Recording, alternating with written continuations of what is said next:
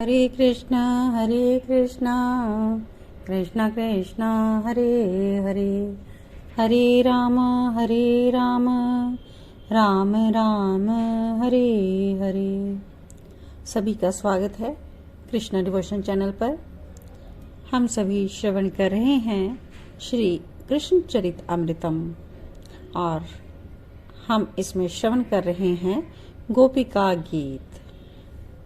श्री कृष्ण और गोपियों के बीच महारास हुआ और गोपियों का अहम भाव, अहंकार भाव, मैं भाव को देखते हुए श्री कृष्ण जी अंतर्ध्यान हो गए। उसके बाद गोपियों की क्या स्थिति हुई वो आप श्रवण कर रहे हैं पिछले एपिसोड्स में।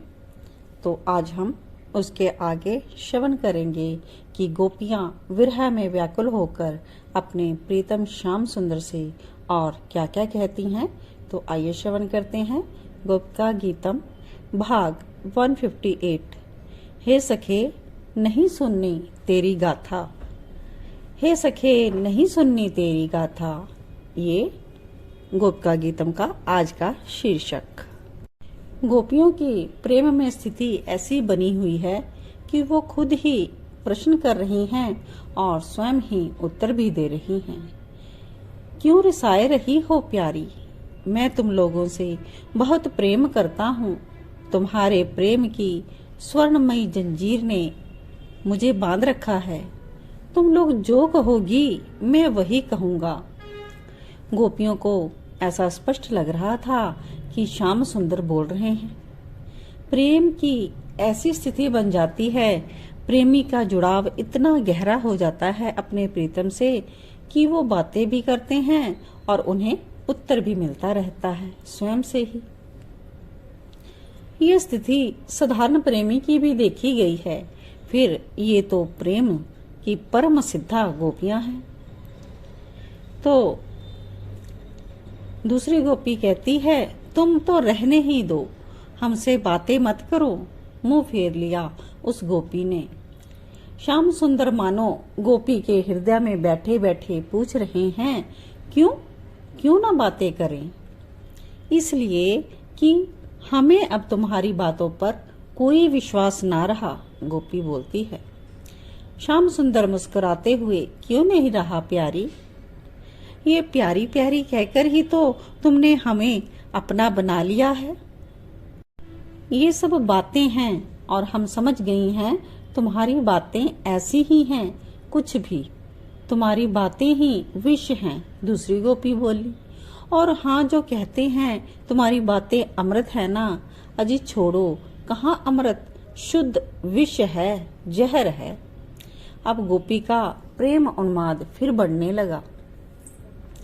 बांसुरी से फूंक मारकर सुनने में लगता है कि आहा अमृत है। अपने चितवन की चाशनी डालकर फिर उसमें अपनी मुस्कुराहट का घी डालकर हमारे हृदय में जो आग भड़काई है तुमने, ओहो जल रही हैं हम अंदर ही अंदर से। ये सब काम तुम्हारी बातों ने ही तो किया है।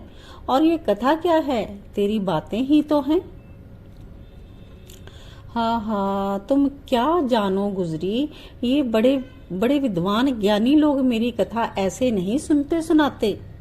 श्याम सुंदर उस गोपी के हृदय में बैठे मानो हंसते हुए उस गोपी से बोले, अजी क्षमा करो, तुम्हारे ये ज्ञानी और विद्वान लोग हम सब जानती हैं। जैसे बड़े बड़े राजा महाराजा अपने यहाँ कवि ज्ञानी इन लोगों को पालकर रखते थे ना, और वो लोग मात्र राजा की झूठी प्रशंसा के लिए होते थे। राजाओं से उन लोगों को भेंट मिलती, उसी के लोभ में तो ये लोग ये सब किया करते थे। ऐसे ही श्याम सुंदर तुमने भी अपने इन कथावाचकों को, महात्माओं को मुक्ति की भेंट दी होगी। कहा होगा तुमने, मेरी कथा की प्रशंसा करो, मैं तुमको सबको मुक्त कर दूंगा। और बस लग गए ये लोग। पर श्याम सुंदर सच्ची बात हम बताते हैं आपको, आपकी कथा कोई अमृत नहीं है, विष है। और विष भी साधारण नहीं, उच्च कोटि का विष कि जिसका चढ़ा वो पानी भी ना मांगे, ना मर सके ना जी सके, बस तड़पता ही रहे। उफ, गोपी इस बात पर आक्रामक हो उठी थी। पर तुम क्या जानो, वन में रहने वाली हो तुम लोग। मेरी कथा से पापों का नाश होता है, तुम्हें पता है? श्याम सुंदर मन में से फिर बोले। वो गोपी तो हंसी, खूब हंसी, फिर बोली, इतना दुख मिलता है, इतनी तड़प मिलती है, मृत्यु के समान कष्ट होता है उस दुख में।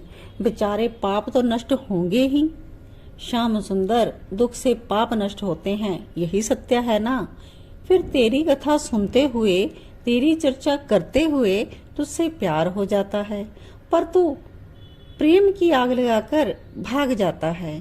पर हमारे प्राण फंस जाते हैं, छटपटाते हैं, लगता है कि मृत्यु आ जाए, कम से कम इससे तो छुटकारा मिले, पर मृत्यु भी नहीं आती। इतना कहते हुए वो गोपी धड़ाम से धरती में गिरी। पर उसके मुंह से यही निकल रहा था, तेरी बातों का अब भरोसा नहीं है, तेरी कथा अब नहीं सुननी है। उद्धव जी ने भी कथा सुनाते हुए ये कहा कि ये प्रेम का सर्वोच्च शिखर है, ये गोपियां प्रेम का सर्वोच्च शिखर हैं। इसके आगे गोपिका गीत का नेक्स्ट एपिसोड स्टार्ट हो जाता है। भाग 159 हम कंटिन्यू करते हैं। इसका शीर्षक है प्रेम जो कराए कम है। तो आइए श्रवण करते हैं। उफ, ये प्यार कैसी सखी जिसने आतंकित करके मुकुलित मलिका को अपने पटल खोलने को विवश कर दिया। ये कैसी प्यार है। और उस कमल को देखो, उसका पराग कैसे वृंदावन में उड़ रहा है। चारों ओर पराग की मानो आंधी ही चल पड़ी। ये प्यार तो सच, हमारा शील, हमारा धर्म, हमारी लज्जा सब कुछ उड़ाने पर तुली हुई। ये कैसी प्यार चल पड़ी है। ऐसा लगता है जैसे ये पुष्प भी अपना अनुभव हमें सुनाने को आतुर हो उठे हैं। इनके भीतर भी हमारी तरह दर्द छुपा हुआ है। हाँ सखी, क्यों ना हो दर्द। श्याम सुंदर ने इन्हें भी छुआ, इन्हें भी सूंघा, इन्हें भी अपनी शोभा बनाई, पर इन्हें भी तो छोड़कर चले गए। क्यों ना हो इन्हें पीड़ा का अनुभव। हम मिली हैं इन्हें तो हमें ये बता रहे हैं। बता बता मलिका, बता कुमुदिनी, क्या किया छलिया ने। अरे इस कमल को तो देखो, हमारे श्याम सुंदर के नेत्र ऐसे ही है ना? बिल्कुल ऐसे ही हैं। इन्हीं नेत्रों को देखने के लिए तो हम पागल हो गई थी। सुबह से शाम तक बस प्रतीक्षा। सुबह देखती थी जब ये मोर मुकुट धारण करके हाथ में लकट लिए गाय चराने को जाते थे। क्या रूप माधुरी, क्या जादू भरी मुस्कुराहट। बस क्षण में ही वो रूप ओझल हो जाता था, क्योंकि श्याम सुंदर वृंदावन में चले जाते थे गौ चराने के लिए। और फिर हमारी प्रतीक्षा शाम तक। वो समय कैसे बीतता था, एक एक पल हम गिनती थी। और जब शाम होती हम भागी बाहर ठहर जाती थी। उस रूप को देखकर हमारा अंग अंग ठहर जाता था, हमारा मन, हमारी बुद्धि सब ठहर जाती थी।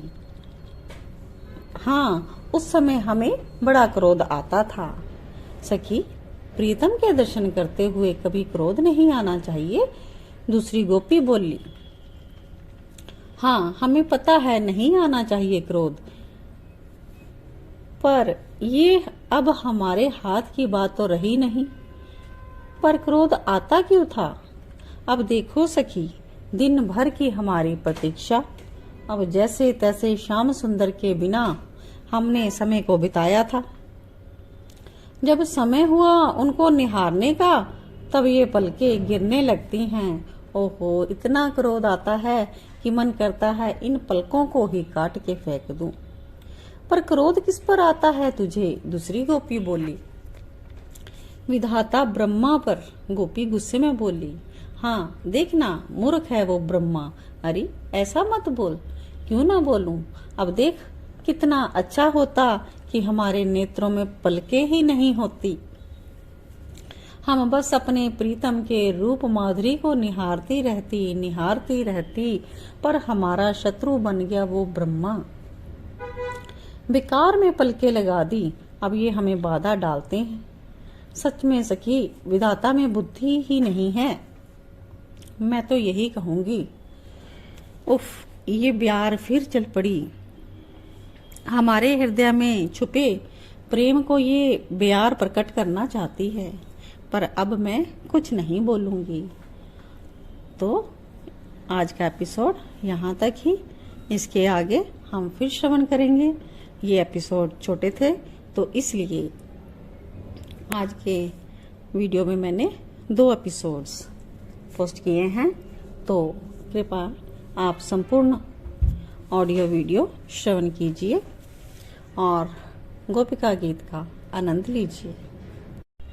भजे व्रजे कमण्डलं समस्त पाप खण्डनं सुभक्त चित्तरञ्जनं सदैव नन्दनन्दनं सुपेच्छ गुच्छ मस्तकं सुनाद वेणु हस्तकम् अनंग रंग सागरं नमामि कृष्ण नागरम् मनोज गर्भ मोचनम विशाल लोल लोचनम विदुत्त गोप शोचनम नमामि पद्मलोचनम करारविंद भूधरम समित्वलोक सुंदरम महेंद्र मान दारिणम नमामि कृष्ण वारणम नमामि कृष्ण वारणम।